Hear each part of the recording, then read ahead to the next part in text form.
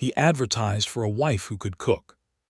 The woman who stepped off the stagecoach in Coldwater, Montana, could not boil water without scorching the pot. Caleb Hart knew it the moment he saw her hands. They were not the hands of a cook. They were too steady, too careful, scarred in the wrong places, thin white lines across the knuckles, a faded burn along one wrist that had nothing to do with a kitchen stove. She was not what the advertisement had promised. She was not what he had paid for. And for one long, silent moment on that dusty street, Caleb thought about sending her right back to wherever she had come from. Then she looked at him direct, unafraid, a little daring him to do exactly that, and said, "I should tell you now. I lied." Most men would have walked away. What happened instead would change both of their lives, and would teach a grieving man that the thing he needed most was something he had never thought to ask for. But neither of them understood that yet. Caleb Hart was 34 years old, and he carried himself like a man twice that age. He was tall, broad through the shoulders, with dark hair going early to gray at the temples, and a beard he kept short because his late wife had once said she liked it that way. His eyes were a deep, tired brown, the kind that had learned not to expect much. He ran the largest cattle ranch in the Coldwater Valley, 400 head and rising, and the men who worked for him respected him without ever quite warming to him. He was a good man, everyone said so, fair with wages, honest in his dealings, first to ride out when a neighbor's barn caught fire. But he was a man with a wound he never spoke of. 2 years before, his wife Mary had died in childbirth, and the baby with her, on a winter night when the snow came down so hard the doctor could not reach the ranch in time. Caleb had held both their bodies until morning. He had buried them himself on the hill behind the house, beneath the cottonwood, and he had not wept once, not at the burial, not after, because he was afraid that if he started, he would never stop. What he could not do after that was cook. It sounds like a small thing. It was not. Mary had filled the house with the smell of bread and stew and cinnamon, and the silence of the kitchen after she was gone was the loudest silence Caleb had ever known. He ate cold beans standing up. He let the fire in the cookstove go out and stay out. The kitchen became a room he walked through quickly, eyes on the floor. So when the loneliness finally pressed too hard, he did not advertise for a wife. He could not bear to say that word. He advertised for a woman who could cook. It felt safer. It felt like hearing help. It felt like nothing at all. He had no idea what was coming to him on the afternoon stage. Her name was Eleanor Reyes, and she was 29, and she had spent the last 6 years pretending to be someone she was not. She was slim and dark-haired, with high cheekbones and quick gray eyes that missed nothing. She did not dress like the mail-order brides who usually came west, no frills, no fluttering. She wore a plain traveling dress and sturdy boots, and she carried a single leather bag that she would not let the stage driver touch. Eleanor had been raised in Philadelphia, the daughter of a doctor who had wanted a son and gotten her instead, and who had decided, being a practical man, to teach her anyway. She had learned to set a broken bone before she learned to dance. She had learned to stitch a wound, draw a fever, deliver a breech birth, and read the small, terrible signs that told you whether a sick child would live until morning. She had become, in everything but the official word, a physician. And it had ruined her life. Because no one would let a woman practice medicine openly. She had assisted, she had been hidden, she had done the work while a man's name went on the records. And when she had finally been caught actually setting a bone herself, in a town that did not forgive such things, she had been driven out, disgraced, branded a fraud, though every patient she had ever touched had lived. The burn on her wrist was from a fire she had pulled a child out of. The scars on her hands were from 100 nights of work no one would admit she had done. She came west because the advertisement said cook, and a cook was the one thing no one out here would ever expect to also be a healer. She thought she could disappear into a kitchen. She thought she could be safe and small and invisible. She had never been more wrong about anything. "I lied," she said again, standing in the street with her chin up. "I can't cook, not really. I can keep a man from starving and that's all. If that's grounds to send me back, then send me back. But I'd rather you did it now before I unpack." Caleb stared at her. He had expected 100 reactions to a wife who couldn't cook. He had not expected her to tell him to his face before he'd even learned her name. "Why come at all then?" he said. "Because I needed to leave where I was," she said simply. "And because the advertisement said you were a quiet man with a quiet life. I am very good at quiet." He almost smiled. He hadn't smiled in 2 years and the muscle of it felt strange. "It's a 4-hour ride to town," he said finally. "Stage doesn't come back through till Thursday. You'll stay until then at least. After that we'll see." It was not a welcome, but it was not a refusal either. She picked up her own bag before he could offer, and that told him something too. The first week was a war fought in silence. Eleanor tried to cook and the results were almost a crime. She burned the biscuits to coal. She made a stew that Caleb's foreman, an old cowhand named Tucker, described later as soup that had given up on itself. Caleb ate every bite without a word, which somehow made it worse. She knew what he was thinking. She could see it in the set of his jaw, useless, dishonest, a burden he'd been tricked into. He thought she was a city woman who had run from something shameful, soft and out of her depth, the kind who would last a month on the frontier and then cry to go home. She thought he was cold, hard, a man who'd buried his heart along with whatever he'd buried on that hill. She had seen the 2 graves under the cottonwood and she had not asked, and he had not told. They were both wrong. The change began with a horse. One of the ranch hands, a boy of 16 named Pete, was thrown against a fence rail breaking a young mare. The crack of it carried all the way to the house. By the time Caleb came running, the men were standing in a useless circle around the boy, who lay white-faced in the dirt with his forearm bent at an angle that arms do not bend. And Eleanor was already on her knees beside him. Caleb opened his mouth to pull her back. He never got the chance. Her hands moved with a certainty he had never seen in anyone, man or woman.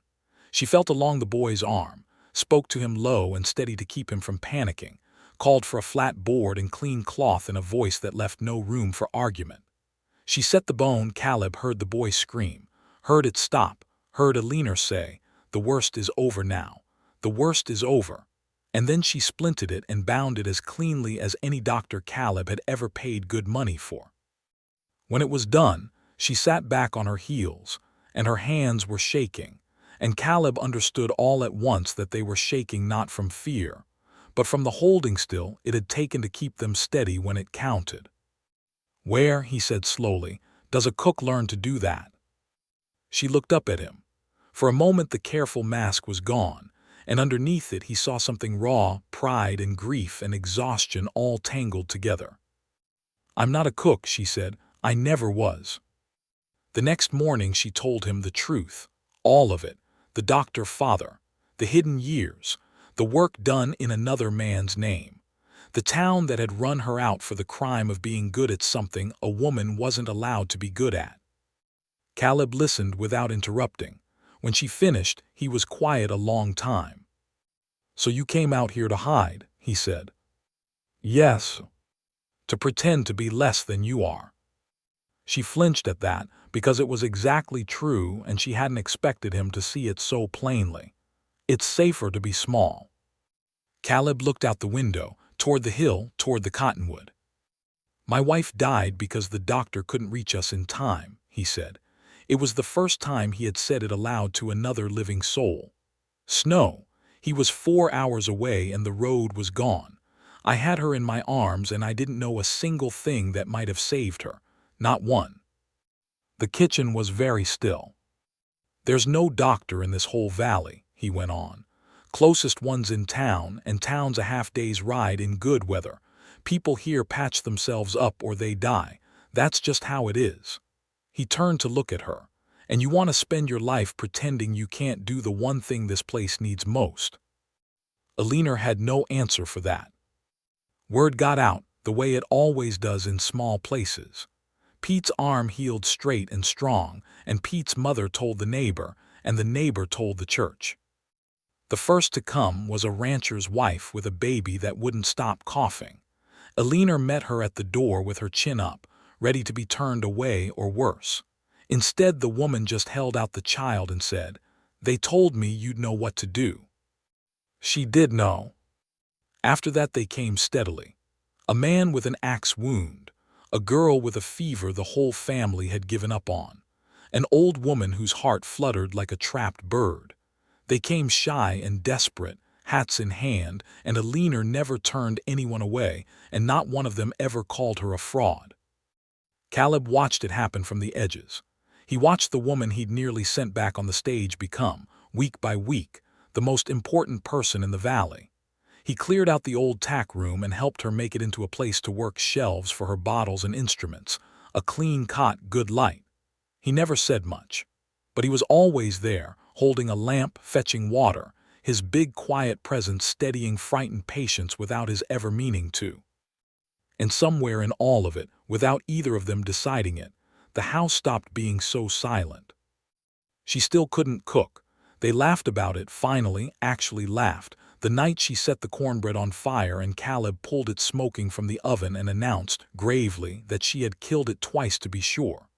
It turned out he could cook, a little when he let himself stand in the kitchen long enough. Mary had taught him things he'd buried with her. He started cooking again. The smell of bread came back into the house. He didn't tell Eleanor what that meant to him. He didn't have the words. But she saw the way his shoulders eased when the fire was lit, and she understood without being told that she was watching a man slowly come back to life. She found herself, to her own alarm, beginning to love him. The turning point came on a cold night in late autumn. Eleanor woke to find Caleb's side of the house dark and empty. He slept in the main room, she in the small one off the kitchen, a careful distance they had never discussed. She found him outside, sitting on the ground beneath the cottonwood, between the two graves in the freezing dark with no coat. She sat down beside him without a word and put her own shawl around his shoulders. "Today was the day," he said finally. His voice was rough. 2 years, her and the baby both. Eleanor said nothing. She had learned that the kindest thing was not always words. "I never cried," Caleb said. "Everybody thought I was strong. I wasn't strong. I was scared that if I let it out I'd come apart and never get put back together, so I just stopped feeling anything for 2 years."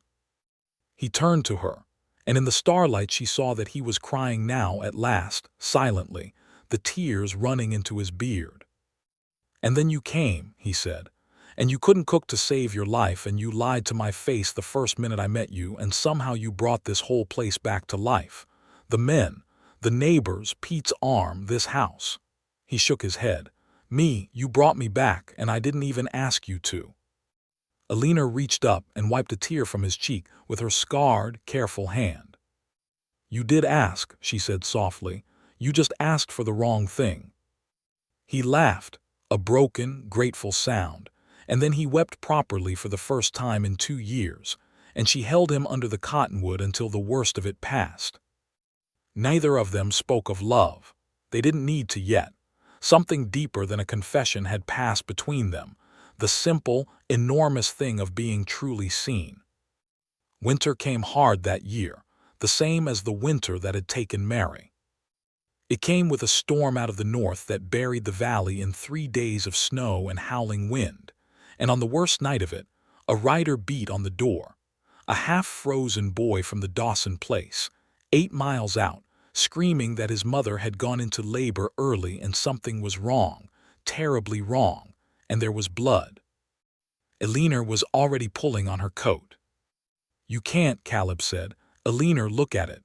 No one could make that ride and live. The road's gone. It's the same storm that—" He stopped.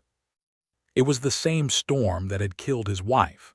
The same impossible snow, the same 4 hours of distance, the same helplessness. She saw the terror of it move across his face. the certainty that he was about to lose another woman to the same white nothing. "A woman is dying," Eleanor said quietly, "and I know how to save her. You of all people know what it means when there's no one who knows how." For a long moment, Caleb stood frozen between his fear and his understanding.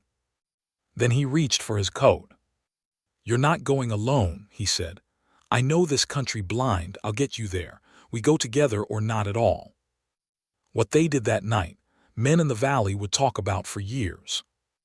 They rode out into a storm that should have killed them both. Caleb went first on his big gray horse, breaking the trail, and Eleanor followed with her bag strapped to her chest, and twice she nearly went down, and twice his hand shot back through the snow and caught her. He found the road by memory where there was no road, by the shape of fences he could not see, by the slope of land under the drifts. The cold was a living thing trying to pull them off their horses and into sleep. It took them 3 hours. They reached the Dawson cabin half frozen, unable to feel their hands.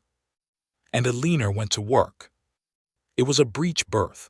The baby turned the wrong way, the mother weak from blood loss and fatting fast, the very thing that had killed Mary Hart 2 years before, the exact thing. Caleb stood in the doorway and watched the nightmare of his life play out again in front of him, and this time there was someone who knew what to do. Eleanor worked for 2 hours. She turned the child. She stopped the bleeding with her scarred, steady hands.